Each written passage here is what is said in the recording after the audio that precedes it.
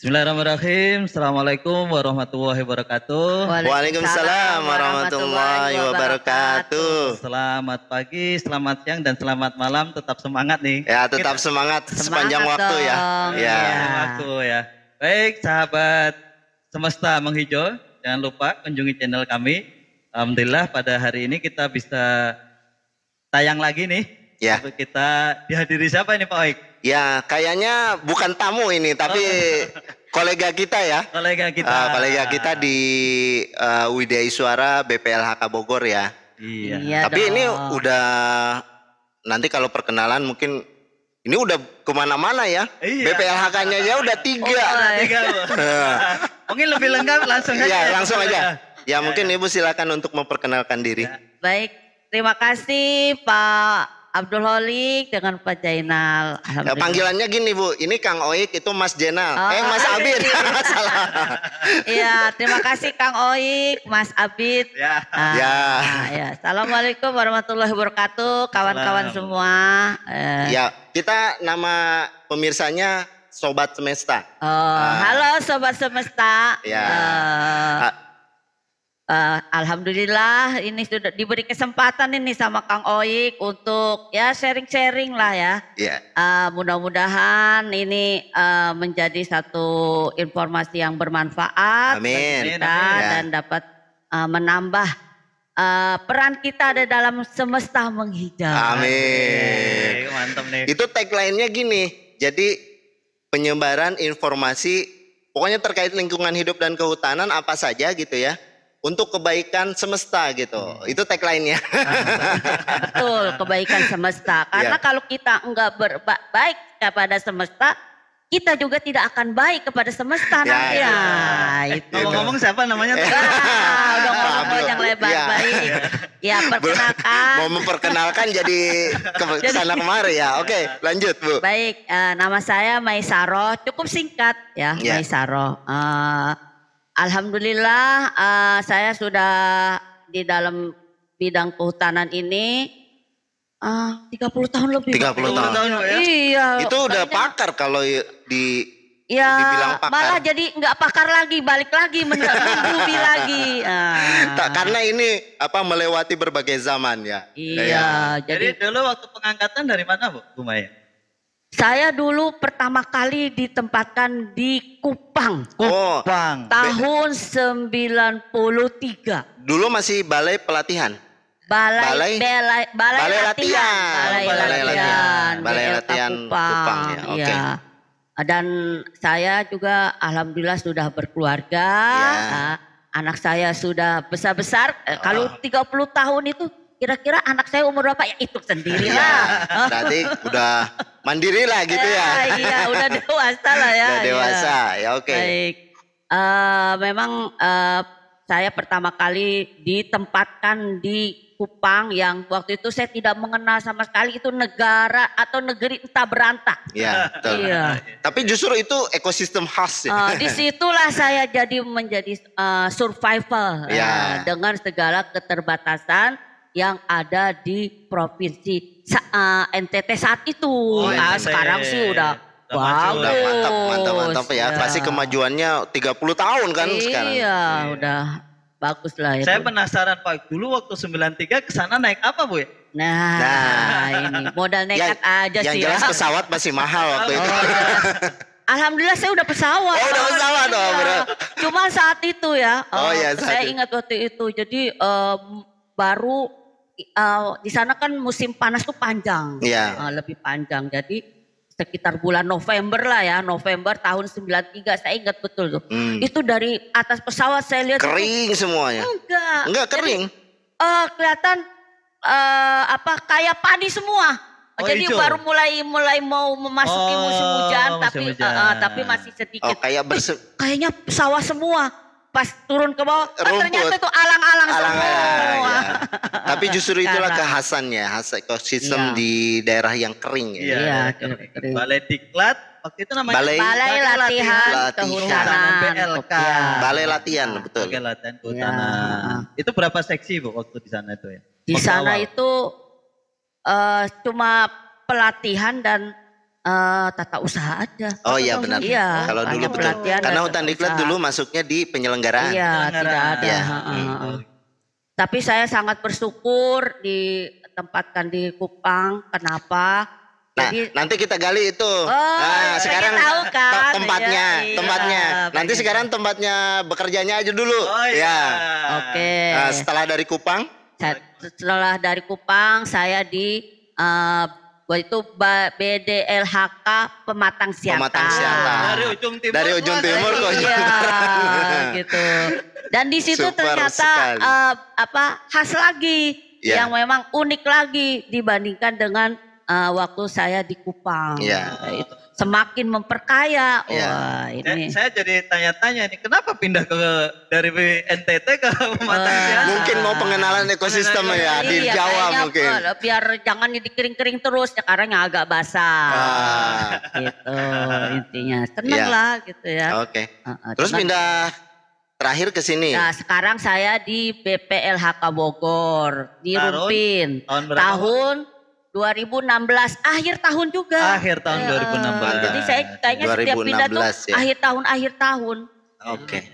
Berarti kalau dilihat dari perpindahannya itu memang di lokasi yang secara ekosistem sangat berbeda ya. Sangat berbeda. Mungkin Pak Abid bisa menggali itu ke Pak Bumai. Ya, jadi kalau di NTT itu kan daerah kering ya Bu. Iya. Kalau beda ya, dulu kan kemarin juga kita sudah sempat bahas ya di daerah timur seperti apa. Nah kalau di daerah NTT itu jenis-jenis tanaman apa Bu yang kalau di sana ya? Di sana itu unggulannya yang pertama adalah jelas cendana. Oh jadi termasuknya hasil hutan bukan kayu ya? Sampai ada peribahasa, tak ada gaharu, gimana? Tak ada, pokoknya cendana yang diunggulkan gitu. Iya diunggulkan itu, sampai diburu itu. Iya. Tapi itu hasil hutan kayu ya? Hasil hutan kayu. Bukan kayu ya, kalau cendana. Tapi kalau cendana yang dimanfaatkan bukan kayunya kayak HBK. HBK kalau saya lihat di permen permen kehutanan tahun 2000 yang tentang HBK. Tentang HBK itu termasuk HBK. Ada HBK. Kenapa? Jadi, padahal yang diambil kayunya ya. Nah itu coba jelaskan. Belum tahu kan? Belum tahu. Nah itu. Ini perlu kita gali. Udah jadi minyak wangi. Iya. Tapi kalau jadi gelang-gelang itu masuknya hasil hutan kayu kalau itu. Kecuali kalau jadi minyak wangi sepertinya. Ya tapi enggak, itu memang di dalam itu dibilang bahwa termasuk cendana itu adalah HHBK. Oke. Coba penjelasannya ya prosesnya penjelasannya. Oke. Jadi memang cendana itu adalah tanaman yang sangat unik. Unik. Mungkin tanaman dewa dibilangnya ya. Mulai dari dia benih itu udah beda dengan seperti kita menanam tanaman biasa. Jadi ada perlakuan yang berbeda. Iya dong. Itu. Perlakuannya apa? Gimana tuh? Nah kalau kita membuat bibit tersendiri, kan selama ini cendana hanya dengan alam. Jadi memanfaatkan. Jadi alami ya? Ya alami, misalnya burung cabutan makan. Ya? Enggak, bukan cabutan. Jadi kan dia cendana itu kan ada buahnya. Ya. Nah bijinya itu ya ada bijinya kan dimakan oleh burung. Nanti dia bersebar di mana-mana dan dia hidup memang di lahan yang kritis seperti NTT ini. Jadi gitu. dia lebih tumbuhnya secara alami ya Bu ya? Iya, untuk yang sekarang yang sejak saya itu ya. Ya waktu itu ya. Ya waktu mungkin itu sekarang sudah budidaya. Sekarang sudah budidaya. Cuman memang dia umurnya agak panjang. Agak panjang. Iya. Biasanya berapa tahun? Itu kan 60. 60 tahun baru bisa itu belum tentu juga. Kan yang diambil adalah kayu terasnya. Kayu terasnya. Nah terasnya itu apa itu? Kayu terasnya maksudnya? Bagian tengah dari pohon yang tua. Itulah dia. Karena nanti ada minyaknya di situ, terkandung minyaknya di situ. Nah itulah yang menentukan satu cendana itu wangi atau tidak. Nah, di situ. Nah untuk membuat bibit buatan itu dulu saya sempat belajar itu Pak. Memang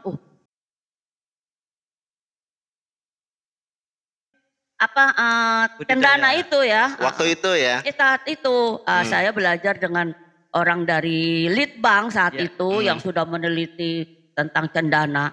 Jadi ada namanya mulai dari persemayan itu mulai dari dia kita bantu dia memecahnya, kemudian juga di dalam polybag juga kita bantu dengan satu rumput yang namanya rumput kriminil. Oh, ada. Iya, dibantu. Jadi dia semacam nanti, apa? Simbiosis atau? Iya, jadi nanti membantu percepatan pertumbuhan kecaba itu dengan simbiosis dengan rumput itu. Oh. Dan di sana banyak kriminal itu. Bukan kriminal yang di kita kan? Itu mah kriminal yang di penjara itu.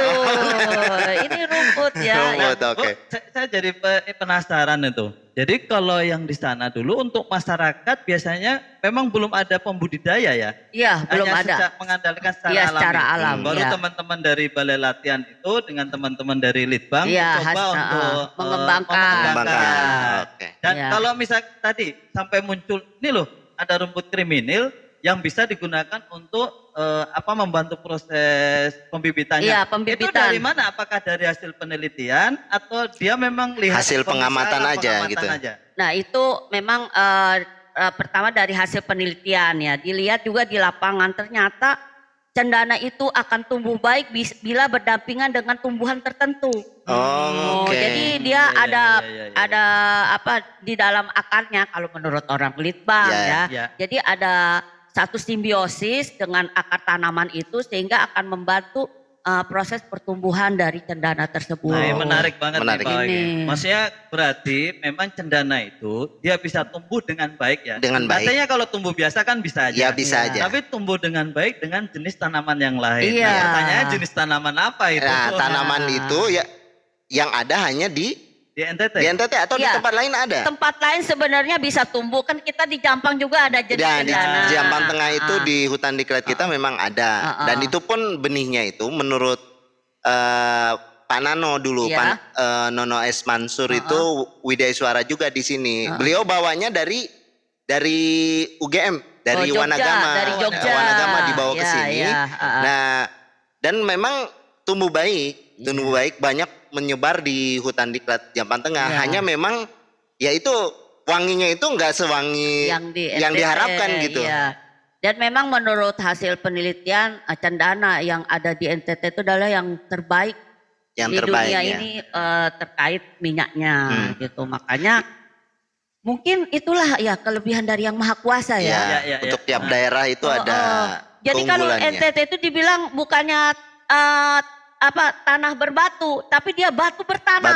Saking memang karangnya, tetapi disitulah diberikan Yang Maha Kuasa cendana yang memang harumnya tuh sampai terkenal.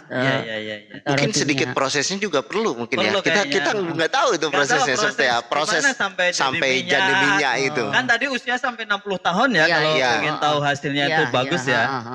Nah itu prosesnya gimana tuh Bu? Ya itu biasanya tetap diekstrak Pak. Ekstrak. Makanya itu yang diambil oleh para pengusaha ya. Diekstrak, kayunya diambil. Nah itulah nanti yang ada kadar minyaknya. Nah yang kita disebar itu sebenarnya minyak cendana hanya berapa persen. Jadi ada sudah ditambah dengan ada campurannya ya. Iya ada campurannya. Kalau betul itu ya berapa banyak cendana itu. Dan bisa dibikin aksesoris, tasbih itu dari gubal-gubalnya yang kurang wangi ya. Biasanya kalau yang wangi itu memang diambil adalah minyaknya. Nah itu Bu.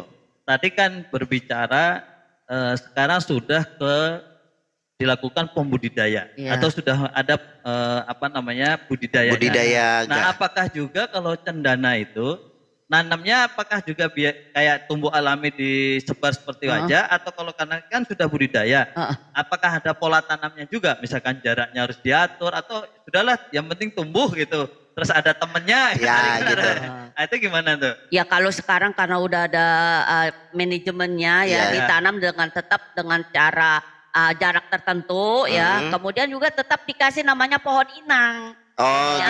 Tetap. Nah, pohon inangnya apa ya? Apakah itu tanaman apa yang buatan pakan lebah itu? Pakan lebah. Iya, yang bunga-bunganya bisa buat pakan lebah. Bunga pengantin? Enggak, tanaman kayu-kayuan. Yang kayuan. Kaliandra. Sebagai dengan cara model penanaman agroforestry. Jadi di antara itu, nah itu nanti tanaman itu bisa sebagai inang ya untuk sebagai simbiosisnya dengan cendana. Oke. Itu jadi memang tetap bisa ditanam kita ya.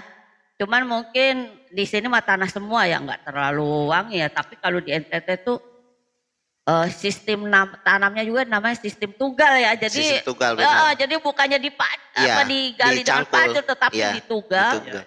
Itu kan ada bedanya nggak ya dengan hasil dari alam gitu dengan yang hasil budidaya ditanam? Yang jelas saya belum pernah lagi mengikuti ya, itu ya, karena itu terakhir awal penanaman itu pada saat itu tahun 94. Ya. Nah, jadi kalau 94 sekarang baru 30 belum panen. Oh, belum panen ya. Iya, jadi masih dari yang nggak alam. bisa dibandingkan mungkin ya. Dan pertumbuhannya sangat lama, Pak. Lama ya. Iya.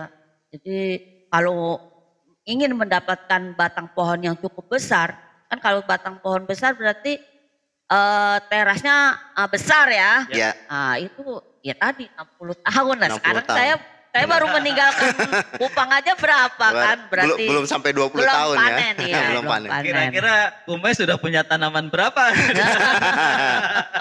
Iya. Pasti sudah ada lah ya. Iya. Minimal kenang-kenangan yang ada di hutan diklatnya gitu. Ya, alhamdulillah. Jadi berdasarkan ya cerita kawan, dulu saya menanam hutan diklat itu memang kosong. Rumput aja ya, alang-alang. Iya, dengan karang-karang terus dan saya bisa dengan leluasa malam hari saya bisa jalan keliling gitu, nggak tanpa ada rasa takut ya. Sekarang jangan coba-coba karena sudah rimbun, mungkin binatang juga sudah banyak di situ ya. Itulah saya alhamdulillah berarti saya menanam di situ adalah ada sesuatu yang bermanfaat. Alhamdulillah. Itu juga luar biasa ya. Luar biasa. Cendana gitu ya. Jadi ini baru cerita ya. Baru cerita satu ya. Maksudnya beri cerita satu di suatu tempat. Ya, nah sekarang mungkin bisa cerita yang di Siantar juga. Lama juga nggak di Siantar? Lama juga saya di Siantar itu. Jadi kalau Siantar itu khasnya beda lagi dengan apa itu? Itu adalah namanya kita kena kemenyan. Nah, stirak benzoin ini agak orang bakar-bakar dupa itu. Tapi ya. bukan buat manggil hantu ya. Nah, termasuk ini juga kemenyan. Mungkin kalau kemenyan itu taunya ya produknya. Kalau pohonnya saya belum tahu itu. Oh, itu nanti kita harus jalan-jalan ya ke sana. Iya, harus itu. Karena memang satu daerah betul ya dengan kekurangannya, dengan kelebihannya semua diberikan kekhasannya. Mas Abi udah pernah lihat kemenyan? Pohonnya ya kalau dulu kita sering kan maksudnya maksudnya dulu waktu di daerah ya di kehutanan itu gaharu. Ini juga salah satu produk ini atau bisa lain lagi tuh?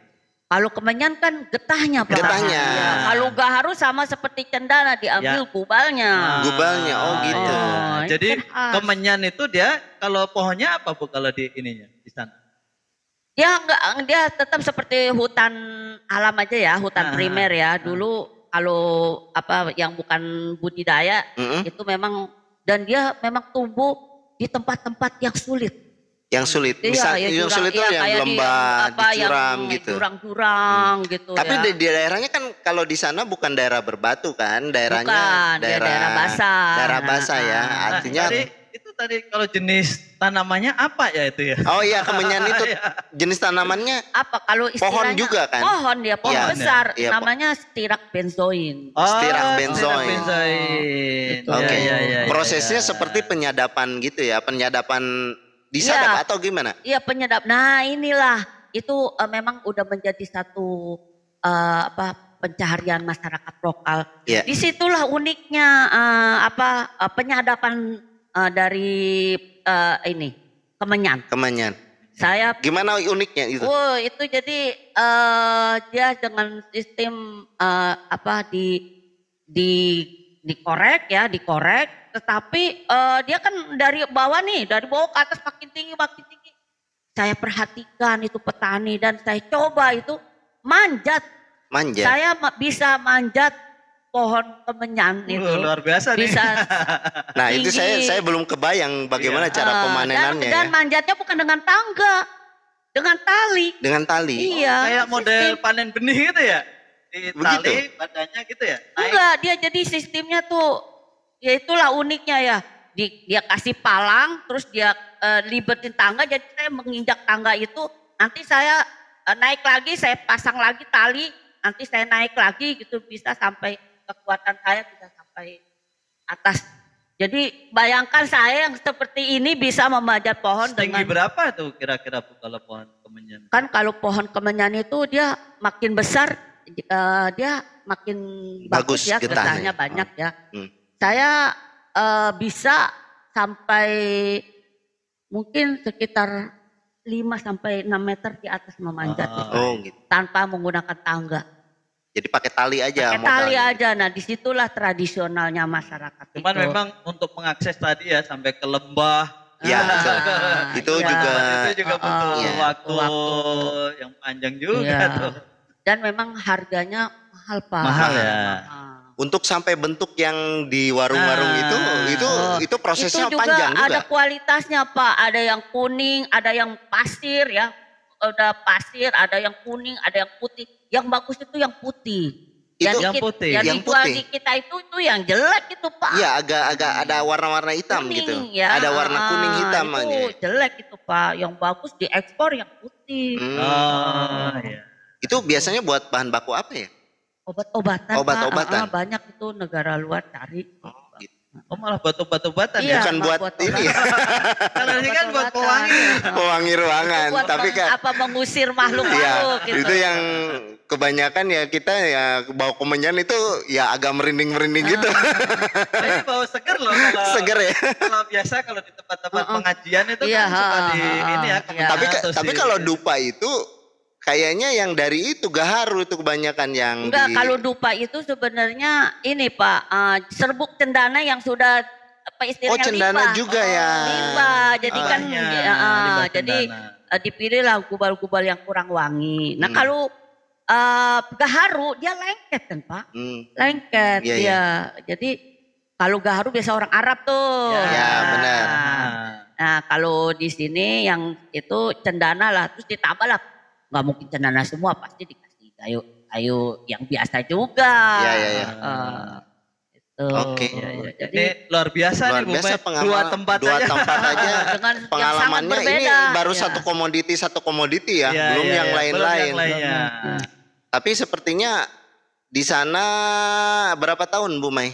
Di Siantar. Di Siantar saya alhamdulillah 12 tahun. Oh, lama juga berarti. Lebih lama dibanding di sini. Di sini baru kan ya. Iya, oke. Nah, setelah di sini pengalamannya apa ya?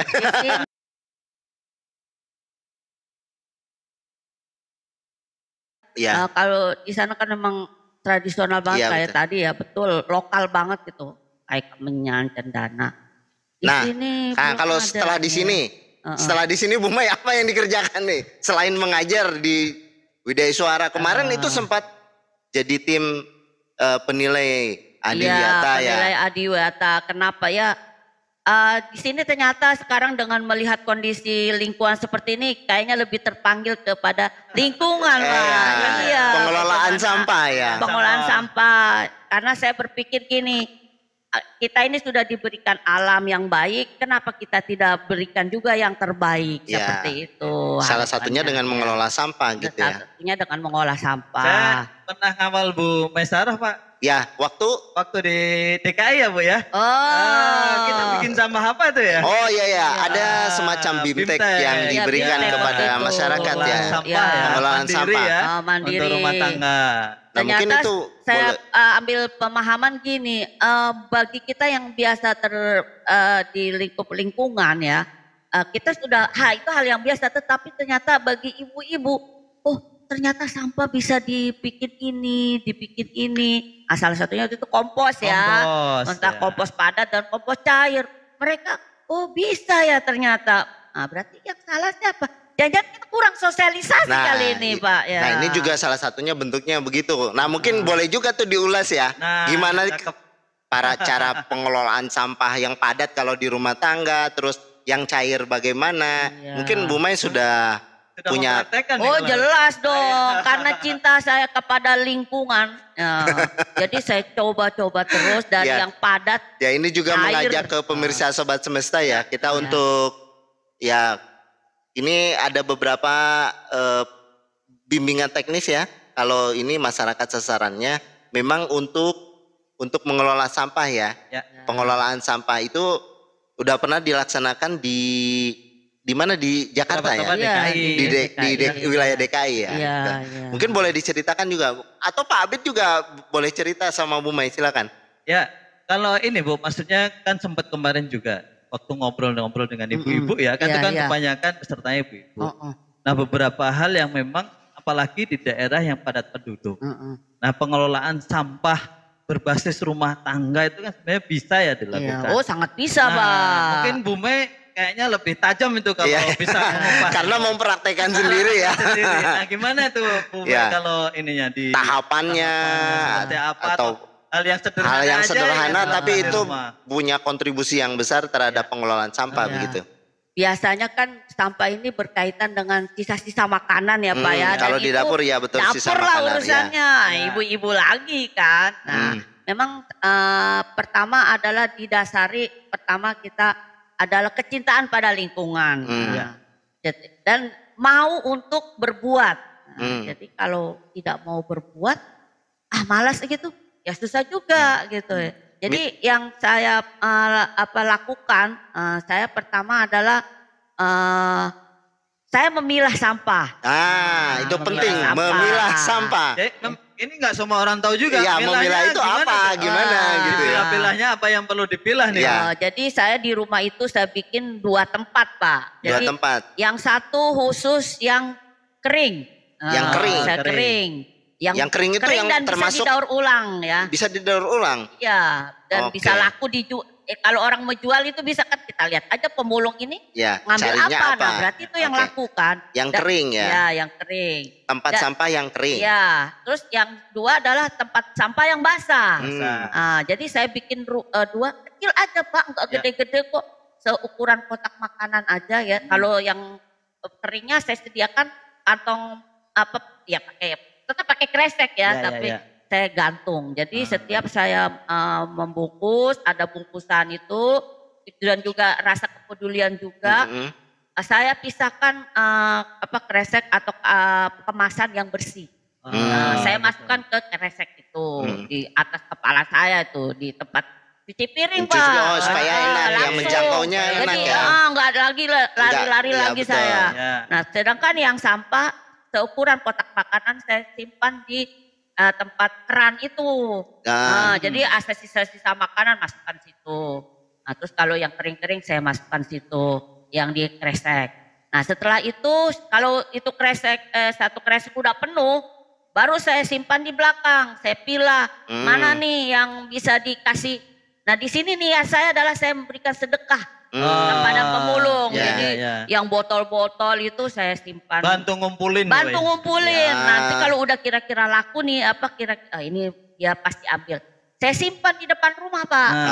Jadi alhamdulillah tuh siang udah nggak ada. Nggak ada sudah diambil. Itulah niat saya. Ya itu sedekah salah satu juga namanya. Kebaikan yang kita perbuat ya dari hal kecil. Memilah sampah ya. Iya, memilah sampah. Nah kalau yang basah ini kan nah, saya juga bikin komposter Pak. Komposter, tapi komposternya kecil-kecilan bukan yang beli yang ratusan ribu, enggak. Nah, komposternya yang gimana tuh? Cuman dari ember cat. Ya, ember cat.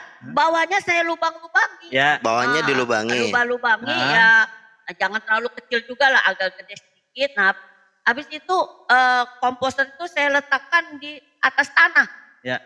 Jadi saya nggak mau lagi nampung karena saya pernah pengalaman menampung habis terguling-guling diambil tikus. Gitu. Memang itu juga kendalanya ya. Apalagi kalau hidup di perumahan ya. Betul, tikusnya banyak sekali ya. Nah itu komposter saya gali lubang dikit aja nggak usah dalam-dalam. Saya letakkanlah itu komposter ya. Dan nanti kalau dia ada air dia akan menetes. Jadi itulah sisa-sisa makanan atau sayur-sayuran itu disimpan di situ. Di situ dan saya tutup rapat. Tapi posisinya ditutup rapat. Iya dong. Kalaupun belum penuh, tetap aja tutup. Ditutup rapat. Iya, pokoknya habis buka tutup lagi. Nanti kalau nggak kucing sama tikus yang itu, tapi Pak. pertanyaan gini, apakah itu dikasih perlakuan nggak Bu Maya? Atau cuman ditumpuk aja gitu ya? Ditumpuk aja. Ditumpuk, nggak ada perlakuan. Nah ternyata pas saya buka, mungkin itu datanglah itu ulat-ulat belatung-belatung dari dalam tanah. Iya, cacing-cacing gitu ya udahlah, saya memang dia nanti menghancurkan. Nanti kalau udah nggak ada sampah, ternyata belatungnya nggak ada lagi. Nggak ada lagi. Iya, dia keluar sendiri. Oh gitu.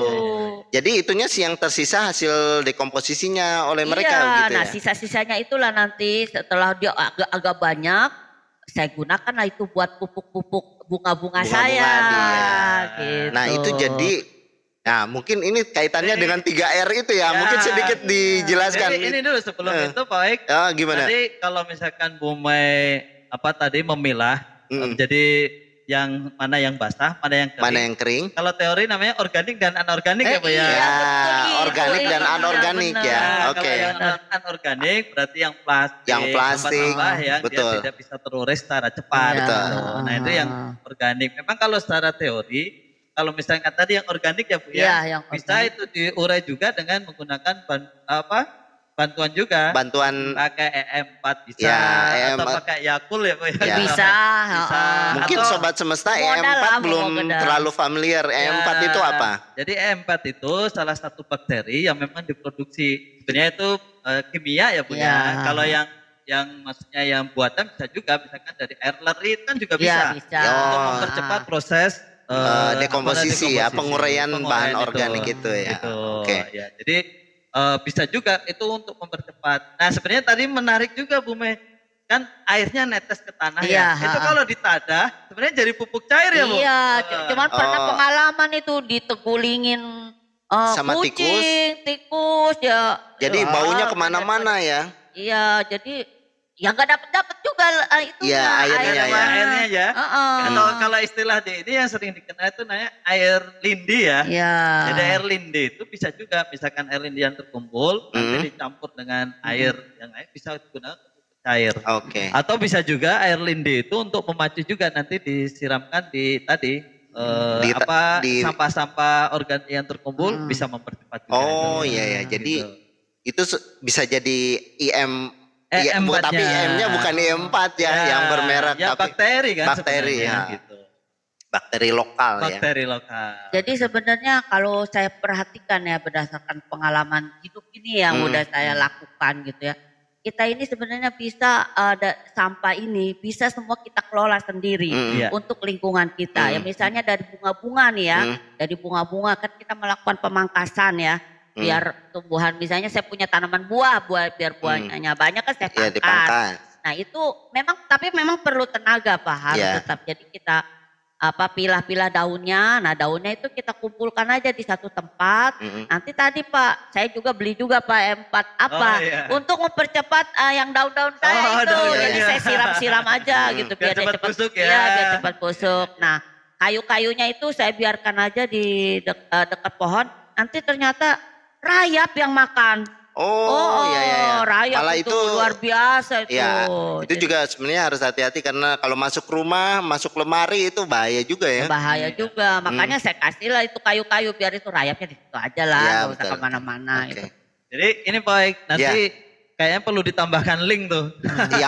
Kan maksudnya kayak misalkan tadi sampah. Terus kemudian ada perlakuan dipakai E4. Kan nggak langsung menggunakan E4. Jadi E4 itu kan baru harus dicairkan lagi. Saya kasih gula pasir biasanya, dikit-dikit lah gitu. Atau molase gitu. Untuk gula merah Bu ya. Jadi ada pohon pisang, alhamdulillah saya tidak pernah lagi pusing dengan sampah, apakah itu sampah tanaman atau sampah dapur ya.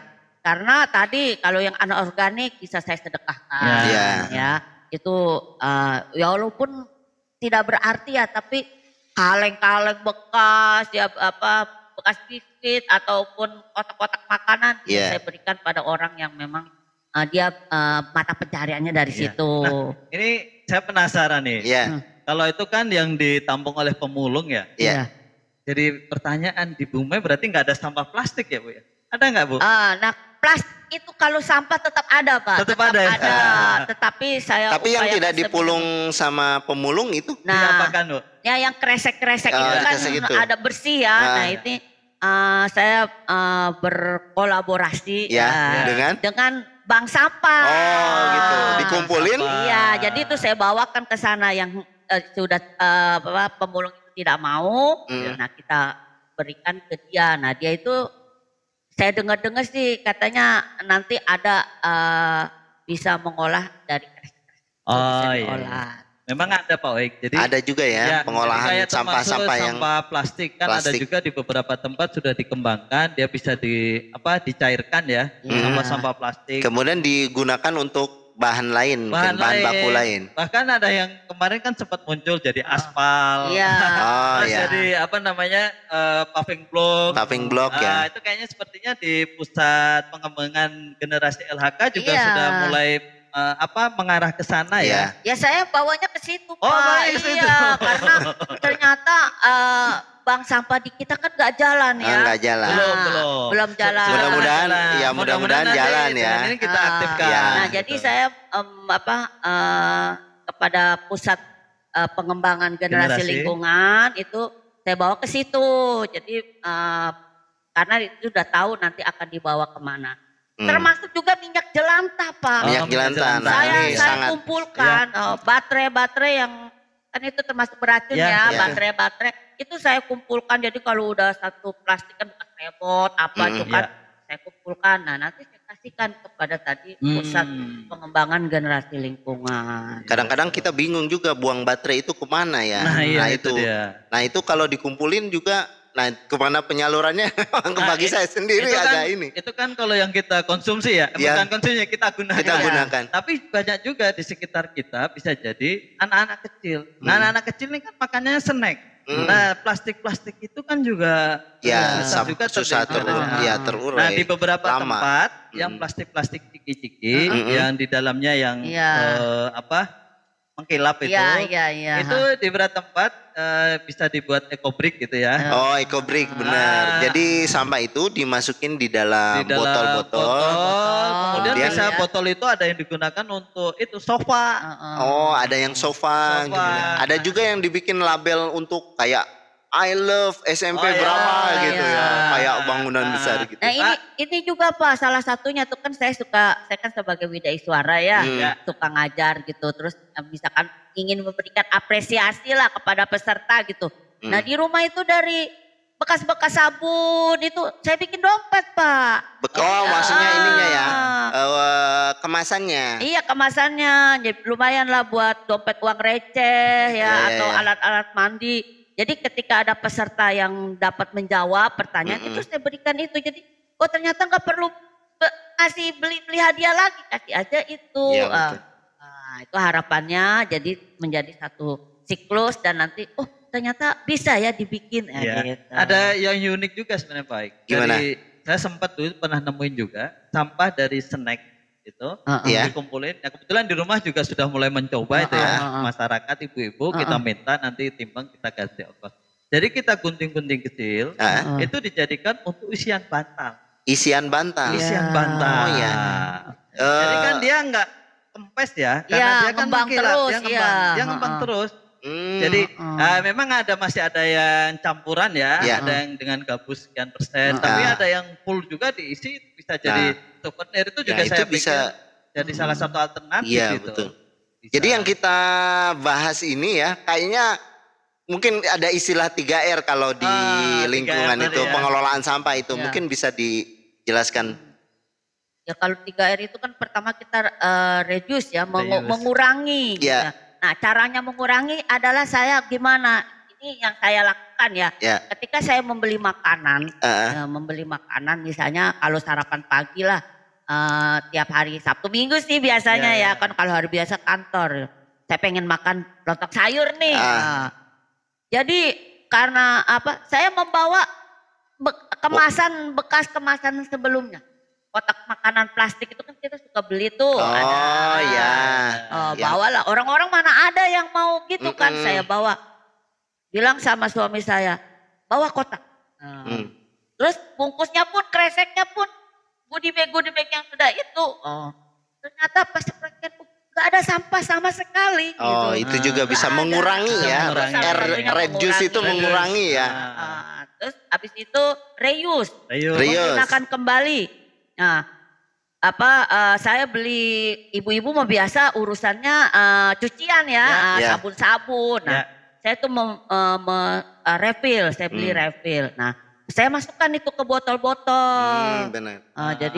Jadi saya tidak membelikan kemasan. Nah, yang bungkus refill tadi kan saya bisa bikin dompet. Ya, benar. Itu ada penggunaan lain setelah yang biasanya dibuang, digunakan untuk kegunaan lain ya.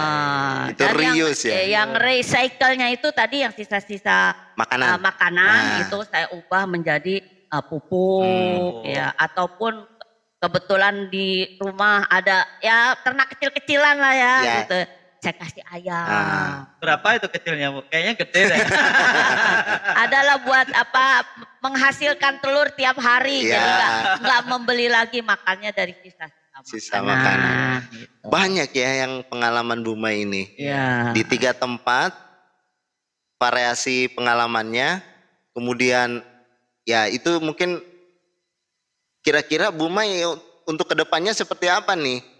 Kegiatan-kegiatan yang menurut Buma yang harus dilakukan. Tadi kalau saya berpikir, kalau seandainya satu ibu-ibu berpikir begini ya, ada 10 ibu-ibu, kemudian jadi 100 ibu-ibu, kemudian jadi 1000 ibu-ibu berpikir begini, kemungkinan ya pengatasi sampah itu akan relatif lebih bisa terkendali begitu. Mungkin ya. Baik. Gak usah jauh-jauh, nanti ibu kita di rumah. Sudah nambah 2. Iya, udah 2 kan tadi katanya 100, berarti udah tinggal 97 lagi. Yang masalahnya gini, tinggal perilakunya yang harus disamakan dulu Mas ya, perilakunya ya. Jadi kalau dari segi pengetahuan mungkin informasi dari sana sini ya, termasuk mungkin juga sobat semasa. Iya gimana? Kalau karena kita berkecimpung di sini kita pikir orang semua tahu ya. Ternyata nggak usah jauh-jauh. Samping saya saja ya, tetangga saya saja itu tidak paham. Jadi mungkin ini ya banyak. Ya mudah-mudahan dengan pembicaraan ngobrol kita semakin luas. Bisa ini semakin kan baru luas 3 ya. Nah, pemirsa ini udah tambah berapa? Alhamdulillah bisa. Ya ini sobat semesta. Jadi alhamdulillah ya kita semakin kesini mungkin bidang lingkungan hidup kita semakin semakin lebar dan banyak yang harus kita tangani ya setidaknya dengan informasi kita berbagai informasi ya salah satunya juga ya termasuk juga pengalaman tadi, itu bisa menginspirasi yang nggak usah jauh-jauh lah dari kita mungkin yang dilakukan Buma juga belum tentu diterapkan oleh kita di rumah Ya bisa, cuman belum bisa maksimal. Belum bisa maksimal gitu ya. Mungkin baru bisa memilah. Ya, bisa. Yang ini dibuang tetap ke tempat sampah. Mungkin kita perlahan-lahan bisa melakukan itu. Ya mudah-mudahan kedepannya Buma seperti apa kita, terutama nih pesan-pesan untuk generasi lingkungan yang para pemuda ini terkait dengan lingkungan, ya mungkin pengelolaan sampah atau yang terkait dengan lingkungan. Yang perlu diingat ini bahwa pertama, alam itu bukan hanya untuk kita, ya. Banyak kepentingan orang lain dan kepentingan generasi-generasi yang akan datang. Jadi kondisi alam itu ditentukan oleh perlakuan kita sekarang, yaitu. Ya, jadi kita juga harus bijak terhadap apa yang kita perlakukan terhadap lingkungan ya. Kemudian juga tanamkan pemikiran begini, ya. Yang Maha Kuasa ini sudah memberikan kita alam yang bagus ini. Kenapa kita kasih ke orang kita rusak gitu ya. Anak cucu kita nggak merasakan nikmatnya kita gitu ya. Iya, itu kan sedih jadinya kan ya. Itu karena kecintaan kita pada generasi berikutnya. Kemudian yang Maha Kuasa itu tidak akan memberikan merubah sesuatu kalau kita sendiri tidak merubahnya. Mantap, itu 3 pesan Pak Habib. 3 pesan yang mudah-mudahan ya ini sebagai sarana juga kita untuk mengajak sobat semesta ya. Jadi itu kalau dirangkum semua ujungnya gini, kalau alam ini kita tidak kelola dengan baik, maka alam ini akan menyeimbangkan dirinya. Ya, itu yang harus ngeri juga kalau sudah menyeimbangkan dirinya. Itu kan sudah nggak melihat siapa. Iya, betul. Itu ya juga perlu perhatian. Gitu makanya kita memberikan yang terbaik terhadap lingkungan. Mudah-mudahan keseimbangannya juga balik ke kita ya. Ngeri juga ya Pak bahasanya kalau dia sudah menyeimbangkan diri alam sendiri. Berarti yang lubang-lubang nanti akan tertutup dong.